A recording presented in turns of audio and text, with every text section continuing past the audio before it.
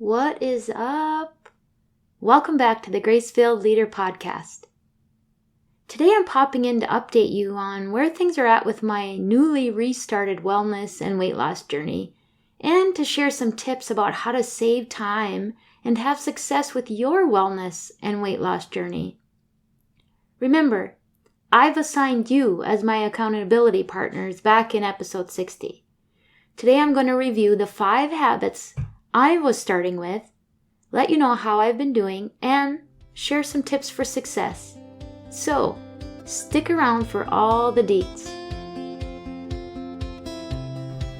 Welcome to the Grace-Filled Leader Podcast. Do you want better work-life balance? Do you get stuck in patterns of perfectionism and people-pleasing? Have you always been an overachiever but never really feel good enough, no matter how much outward success you achieve? Do you want more time for the things that matter most? Hi, I'm Tanya, a wife, mom, leader, certified Christian life coach, and Jesus lover. For most of my life, I tried to find worthiness through achievement, but no matter how hard I worked or how much I achieved, I never felt like I was enough. I was left burned out, empty, and exhausted. I had no time or energy for myself or my family. I needed balance. I needed peace. My life changed when I finally started to live like an unconditionally loved daughter of the King, saved by grace.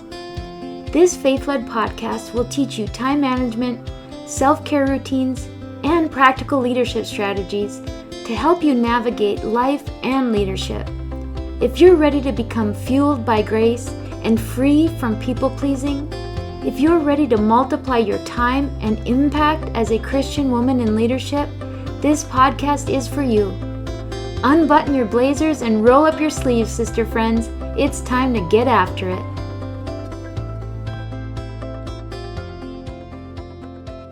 First of all, I shared last week that I was committing to moving my health and weight a little higher on my priority list.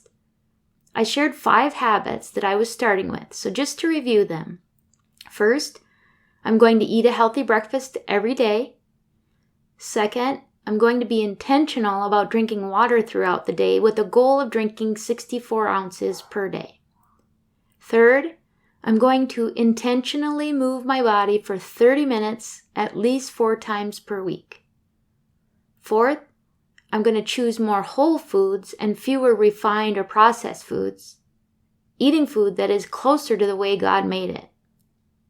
And 5, I'm going to be mindful when tempted to eat or drink something that will not contribute to my health goals, but I will show myself grace. And to recap on what I mean by that, well, it means stopping and taking time to ask myself, do I really want to eat or drink this?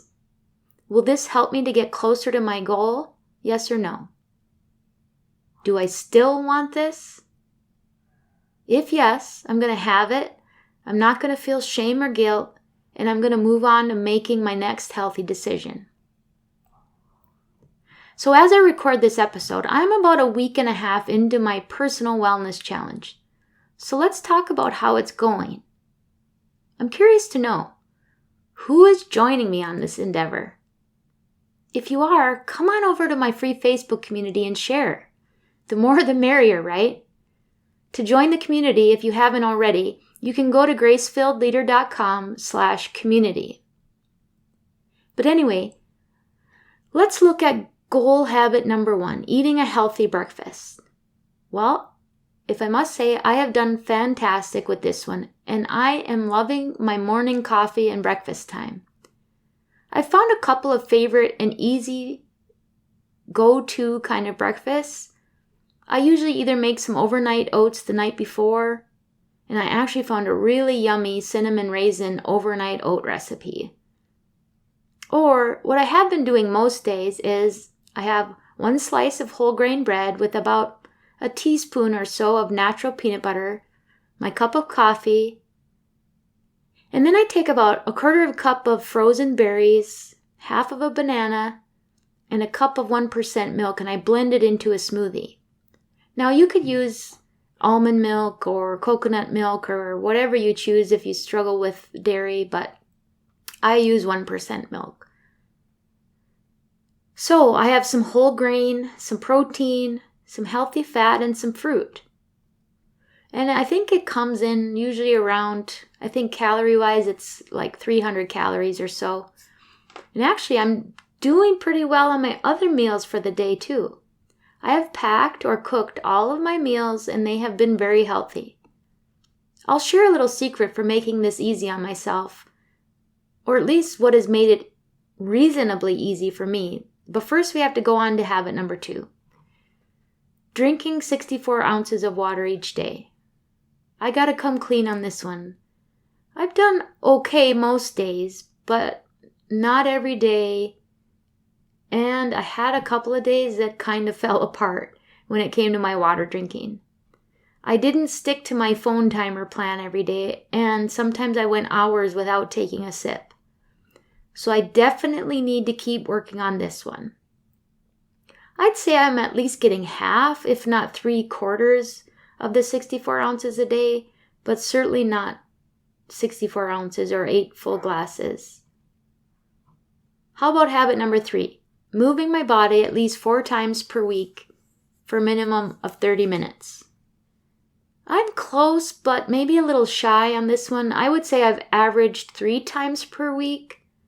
But I guess in a way I could say that I kind of met the goal if I add up the total time. Because when I did go for a walk, I walked for at least an hour each time. I generally walk about 3.5 to 4 miles. Never less, but still, I can do better on this one. Habit number 4, choosing more whole foods versus refined or processed foods. This is one I'm doing surprisingly well with, and I'm enjoying it. I'm proud to say I have had no added sugar or processed foods. I haven't even had a glass of wine, and I like my sissy bubbly wine sometimes. I'm eating whole grains, fruits, vegetables, and lean proteins. I can tell that I already feel less sluggish and less bloated. And finally, habit number 5, practicing mindfulness and showing grace when necessary. I'm doing well with this one too. It's really helped me to have a plan for my meals so that I don't succumb to temptation because I'm tired and hungry and reach for the first tempting thing I see. I guess I've had 1 or 2 small exceptions. One evening I was still kind of hungry after my evening meal and I really wanted something salty and crunchy. So I consciously decided to have a small handful of corn tortilla chips, just plain. So I decided. I indulged in moderation and I didn't obsess about it. It satisfied my craving and I was done with it. So, mindfulness and grace. Now, a part of this journey for me includes a goal to lose weight. While healthy living is the primary goal, getting to a healthier weight is part of that for me. I shared that in the past, the thing that often derails me is the time it takes to plan and prepare healthy meals. I just get so tired to try to think about what to eat and what groceries I need to make my meals. So, I decided to use my resources. I actually decided to sign up for a year of the Mayo Clinic Simple Diet Plan. It's very reasonable and they provide customizable meal plans and grocery lists for your chosen plan. It even lets you customize how many servings for each meal you want to plan for, and it adjusts your grocery list accordingly. They have a simple plan, which I chose, because it offers really good meal options that don't have a bunch of ingredients and they don't take long to prepare. So far, I've been really pleased with it, and I feel satisfied. It's very customizable.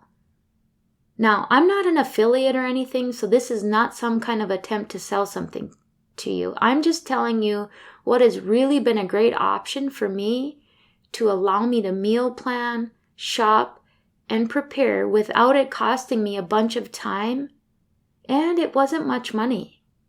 The grocery list is amazing. I literally just enter everything into my Aldi's online shopping cart. I schedule a pickup at the beginning of the week, and I have everything I need for a week. Somebody loads my groceries for me, and that's that. So, back to the weight loss part. So far, after a week and a half, I've lost about 4 pounds. That's pretty good when you only have 20 pounds to lose. I'm sure that will slow down with subsequent weeks, as that's pretty typical. But even if I can lose a pound or maybe 2 a week, I'll be happy with that because I'm not feeling like I'm starving. It feels very reasonable and attainable and not miserable. So, I've already added some habits that I hadn't committed to originally, so I think I'm going to try to stick with what I've committed to and continue with the meal planning that allows for 3 healthy meals each day. I still have room to improve with the water and the exercise, so I think this is enough to focus on for right now. I'm going to just summarize again some of the keys to my success so far. This is so you can apply this to whatever health or wellness journey you're on. Number 1, pick reasonable goals that fit into your lifestyle. Number 2, use resources that save you time. For me, that means using a meal planning program that generates a simple meal plan and a grocery list for me. It also means shopping online and doing a grocery pickup instead of spending time going into the store. Number 3, take time to enjoy your meals. The more you eat food the way that God made it, the more you will realize how much better it is than the McDonald's drive-thru. It truly starts to taste better. Number 4, do exercise you enjoy. Right now, that is walking for me. I hope to add in some running again as I get a few more pounds off, but I really enjoy walking. I get to be out in creation, maybe listen to some worship music or a podcast that I enjoy. So pick something that you can sustain that doesn't make you miserable thinking about it. And number 5, I would suggest don't weigh yourself more than once a week. This has been a huge change for me. I used to weigh myself at least once a day, if not more. And it's not helpful.